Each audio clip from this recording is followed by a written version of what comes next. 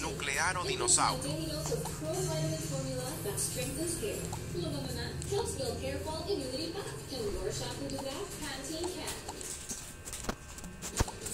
Enjoy 100 pesos off with code PANDA100.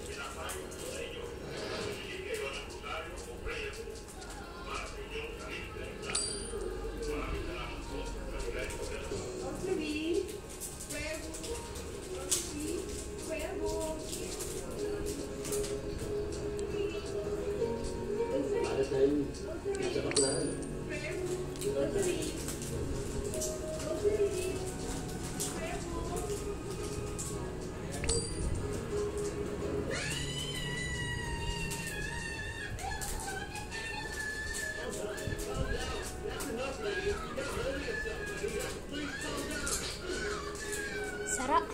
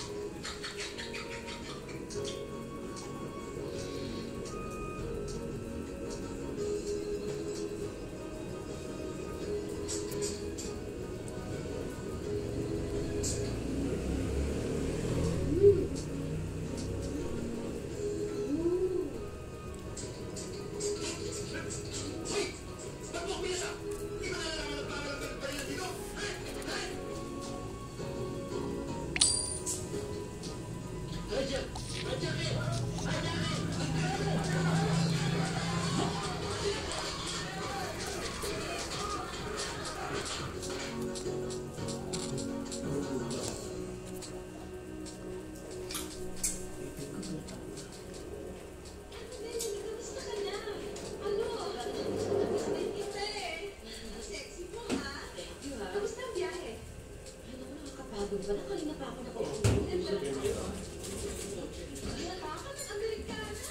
Wow! Hey, Melanie. Saan kayo mag-stay dito? Wala kang pakialam. Baka gusto mo sa chewing kung may pensyon, ha? Kaya doon sa amin. Sabi na. Pwede ba? Wala kang palang sa inyo, ha?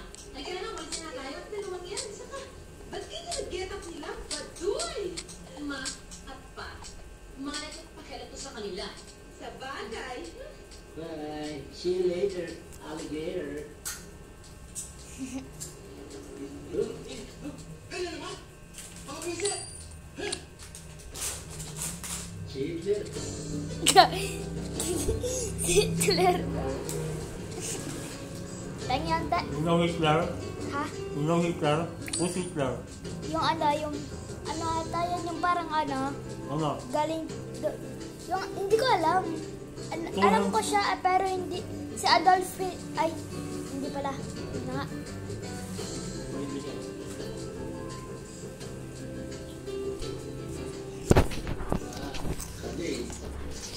Sorry.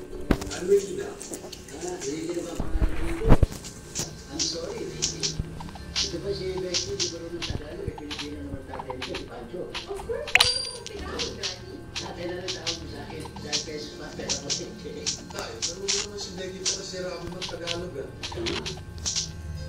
Tingnan mo nga, Robby. My gosh, Mom! It seemed like a couple of hillbillies that just came down from the hill. Sige, David!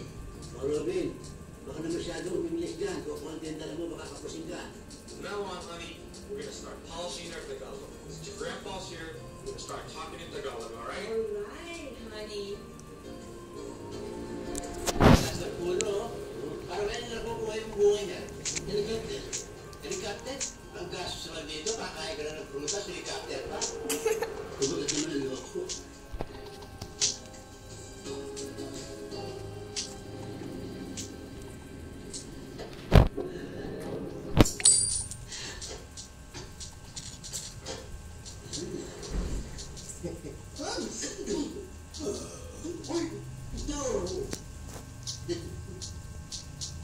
Ang ganda ng bahay nyo, anak. Siguro yaman-yaman nyo na. Alam mo, bakit namin dahil? Tsaka, pupupan ang pupuwi kayo dito. Ganda-ganda eh. Well, this maganda, it's so ugly. It's so ugly compared to my friends' houses. Robbie, Tagalog. Please, speak Tagalog, okay? Shut, Dad! Stop picking on me! Hinarap ka. Stop being me. Pigil-pigil naman yan. Shut up, dog. Dog tawag siya. Shut up, oh. Hi, baby! Tatay si Daddy Pancho, si Typo. Ay. Kung meron ka. Isip mo eh. Parang nabusan ng tubig. Wait, look. Pero pangit ang tabi mo. Kaibigan ng tatay. Robin Hood. Robin Hood. Hindi yung Robin Hood. Robin Mula. Mula? Sino Mula? Busy na si Aga. Aga Mula? Aga Pico. Alam ba yung pakikilahin mo na ito? Ha? No, Daddy, don't worry. Ate Berto will stay here. He has a mansion. Kaya Ate Luis. Rich? Very rich.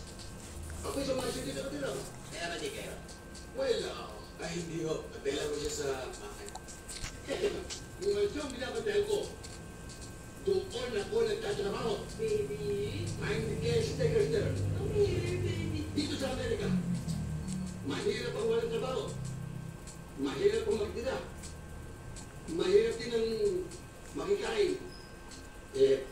Paghahanap ako ng trabaho dito. Oo.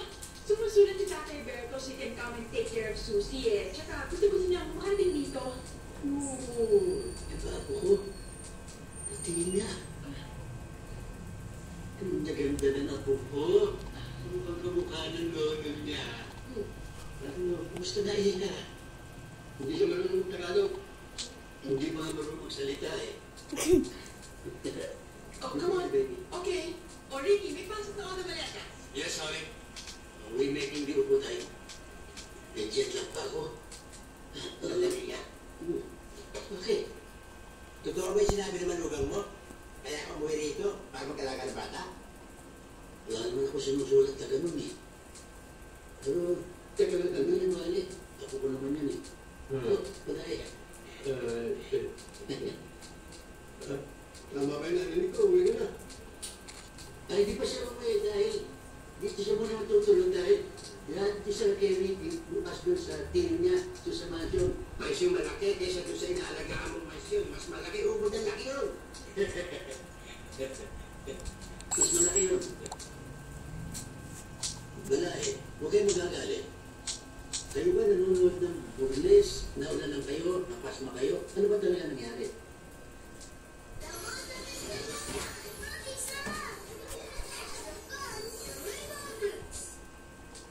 I've been into planning and honey, I do a lot of talk and I can sit quite a lot. So I've been wanting to know about my body skin routine lately and What happened? Sama-sama tayo sa South Korea.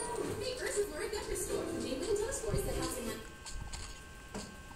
Hay nako, talagang hindi kita masisisi dun sa mga pinaggagawa sa inyo ng dalawang yun. Puro pala kapal pa ka ng pinaggagawa. Hay nako, sinabi mo. Lalo na yung ginawa nila sa tatay ko. Kumukulong dugo ko kapag naalala ko. Dapat lang.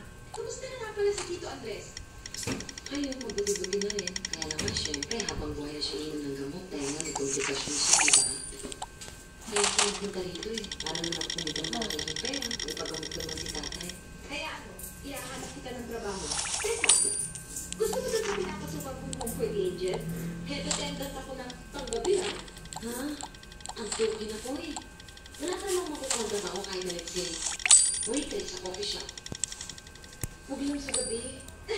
So, no problem. Kung yung iba nga tinutulong ako, ikaw pang pinsan ko. Thank you. Kaya nga dito ako sinagpunta eh. Mag-o-off ako bukas para samahan ka na paghanap ng trabaho. Thank you, Casey. Ang bait mo talaga. Sus, okay lang yun. Pero matulog ka na at magbibihis ako dahil papasok pa ako. But be sure to lock again.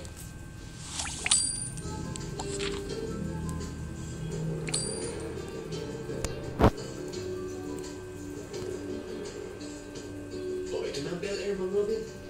Alam niyo ba na lugar ito ng mga mayayaman? Tignan niyo naman mga bahay. Puro mansyon, no? Sa makalinis ng bahay dito eh. Hindi dito ang bahay ng Tito Luis ko. Mansyon ang bahay ng Tito Luis ko.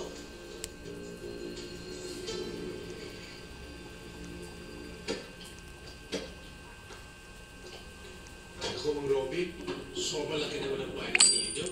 Sigurado ba ang bahay na to? Oo, yun yung nasalita ko eh. Bakit sa katulong nga lang yan eh.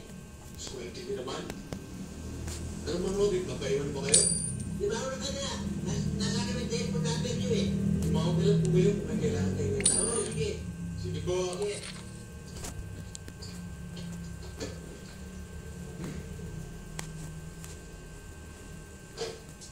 Wala pa nga dito. Nakalilidyoin ko eh. Oo.